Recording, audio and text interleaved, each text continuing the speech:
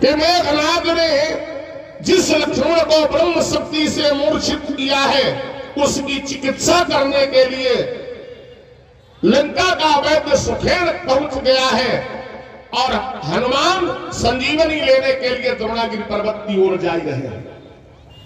तो रावण ने मन में विचार किया कि हनुमान का मार्ग अवरुद्ध कर दिया जाए, हनुमान को रोका जाए।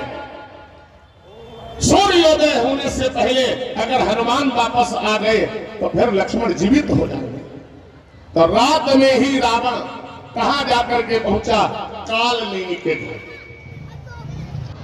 रात में जाकर के जगाया और कालनेमि से निवेदन किया, जाओ राम भक्त हनुमान का मार्ग रोको।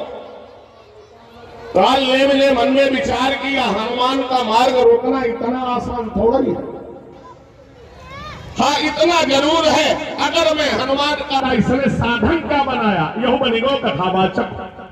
कालनेमि और बढ़िया सुंदर माया से एक आश्रम का निर्माण किया और पहने लाल कपड़ा डाले राम नामी यो कथा सुनाई रहो। और हनुमान जी के कानों में राम कथा पड़ी। कुछ लोग कहते महाराज इतना काम है इस समय गन्ना दे पर्ची दे पर्ची दे पर्ची, फुर्सती नहीं है तो कथा सुन पाओ। आप ईमानदारी से सोचो, हनुमान जी जिस काम के लिए जा रहे हैं क्या इससे भी और कोई आवश्यक कार्य हो सकता है? किसी के प्राण दांव पर लगे हुए, लेकिन हनुमान जी के कान में जैसे ही राम कथा पड़ी, बोले दवा बाद पहले कथा सुनो। और बैठ गया पंखी लगा करके हनुमान जी। लेकिन हनुमान जी कथा सुन रहे और कथावाचक पर संदेह कर रहे। मनमा सोचत ये वो असली कथावाचक है ही नहीं। और देखो सुनाए मालूम क्या रहो तो स्वामी बाबा क्या लिखते हैं? होती महारन रावण रावण,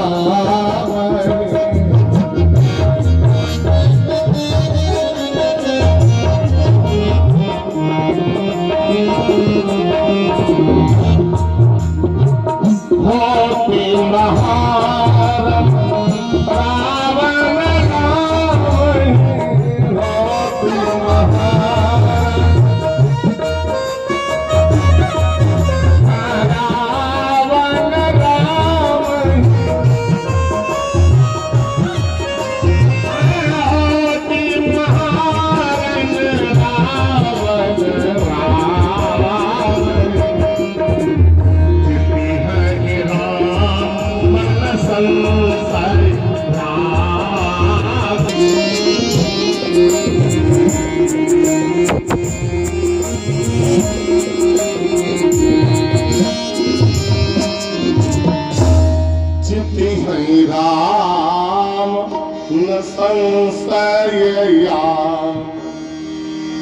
युद्ध रावण और राम में हो रहा है और इस युद्ध का परिणाम यह होगा कि इस युद्ध में जीती है राम।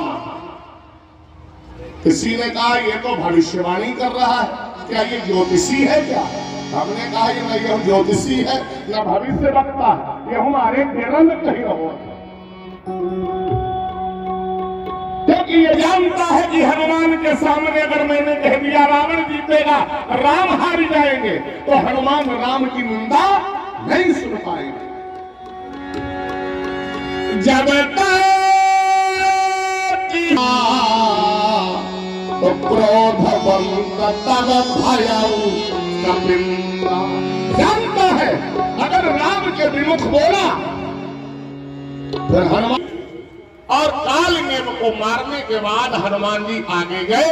पंडित राधे श्याम जी कहते हैं,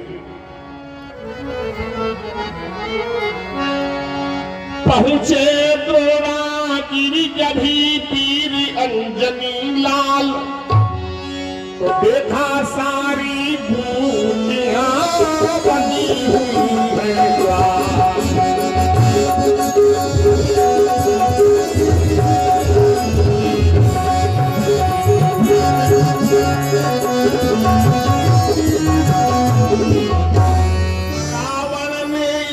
जगह भी खेली थी यह चाल, से दबा दिया गीला।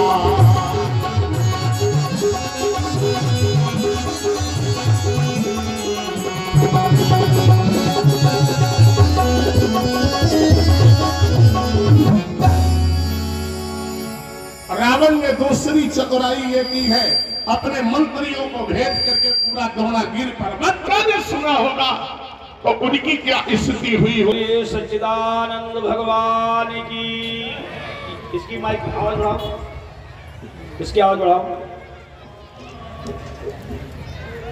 देखिए और बढ़ाओ, जहां तक सीटी पे हो तो बढ़ाओ। बोलो यज्ञ पुरुष भगवान की। ए भैया 2 मिनट बैठो, बहुत सूचना विशेष देने जा रहे हैं। बैठो 2 मिनट बैठो। कथा सुनाने और देखो, कथा सुनाना सरल है और सुनना कठिन है। पहले कथा रामचरितमानस में वक्ता का नाम नहीं आया, पहले श्रोता का नाम आया है? बोलो जय दयाल दोहा याद हुई है तुमका? हिमाधे रामायण पिए बैठे, पढ़े ना बैठे, पिए बैठे। हाँ, श्रोता वक्ता, पहले श्रोता का मामला है। श्रोता कैसा होना चाहिए, इसकी पात्रता होनी चाहिए। जो भरत और हनुमान भरतद्रोही या भ्रातृद्रोही कभी नहीं सुन सकता। भारतद्रोही या भ्रातृद्रोही नहीं सुन सकता है। यह प्रसंग उसी को अच्छा लगेगा जो भ्रातृ प्रेमी है। यह रात्रि में भी विधान पूर्वक हमारे परम सम्माननीय परम विद्वान आचार्य प्रेमी जी सुनाएंगे। 2 मिनट में चर्चा हम आप करते हुए अगले वक्ता से जोड़ने का प्रयास कर रहे हैं। इस 37वें श्री विष्णु महायज्ञ में हमारे गांव के, हमारे क्षेत्र के, हमारे परिवार के, हमारे समिति के लोगों ने उपस्थिति देकर के, अपना सहयोग देकर के बहुत बड़ा हम लोगों का उत्साह बढ़ाया है। इसलिए एक बार हमारे यज्ञ समिति के लिए ताली बजा के स्वागत कीजिए। और इस यज्ञ समिति के माध्यम से प्रारंभिक रूप से आने वाले हमारे कथाव्यास लखनऊ से अनुराग वाजपेयी जी, उसके बाद में पंडित हरिओम वाजपेयी जी, लखनऊ से उनका आगमन हुआ। उसके बाद में जनपद सीतापुर से पूर्णिमा मिश्रा जी का आगमन हुआ। और उसके साथ साथ में कानपुर बिठूर से हमारे पंडित आशीष जी का आगमन हुआ। शाहजहांपुर से प्रत्यक्ष साक्षात दर्शन लाभ जिनका प्राप्त कर रहे हैं पंडित प्रवीण आचार्य जी महाराज। और हमारे चिरंजीवी आशीष जी इस कार्यक्रम को विधिवत रूप से संचालित कर रहे हैं। और संगीत के धुरंधर मूर्धन्य विद्वान जो हमारे आशीष भैया के साथ में परमानेंट रहते हैं, सहयोग देते हैं, मंचस्थ हमारे परम प्रिय पवन सिंह भदौरिया लिखो लठूर। और ये हमारे तबला वादक ऐसे वैसे नहीं है। लखीमपुर सीतापुर में ये तो दावा कर सकते हैं कि फूल सिंह की उंगलियों की थिरकन को बर्दाश्त करने वाला सीतापुर में और लखीमपुर में कोई तबला वादक नहीं। एक बार ताली बजा के स्वागत कीजिए। और संगेश सिंह, दोनों छत्री बालक हैं। संगेश सिंह आर्गन में देखिए, अभी हमारे भैया सुवर्ण लाल जी के बालक ने आकर के अपरिचित रूप में गाया, लेकिन फिर भी साथ में पूरी संगति करके और उसको अदा किया। पैड पर भैया श्याम जी पैड की संगति कर रहे हैं। साउंड सर्विस भी कमजोर नहीं है, यज्ञ समिति के लोग भी कमजोर नहीं हैं, आप भी कमजोर नहीं हैं। तो फिर कमजोर बहु बुढ़ापे में भाई नहीं है, सबसे कमजोर दुबले पतले ये बैठे। यज्ञ पुरुष भगवान की। क्या आशीष देखो क्या बोले रामचंद्र भगवान की। देखो भरत जी ने जब भगवान मन भाई बदलाओ, एक बार जरा घोष बोलो, मन भाई बदलाओ, बोलिए सच्चिदानंद भगवान की। जब भरत जी का परिचय हुआ हनुमान जी का, आहा क्या गजब का भाव है। परिचय होने पर हनुमान जी और भरत जी का जब मिलन हुआ तो मिलन के बाद में पहले परिचय खुला नहीं, पहले परिचय नहीं खुला।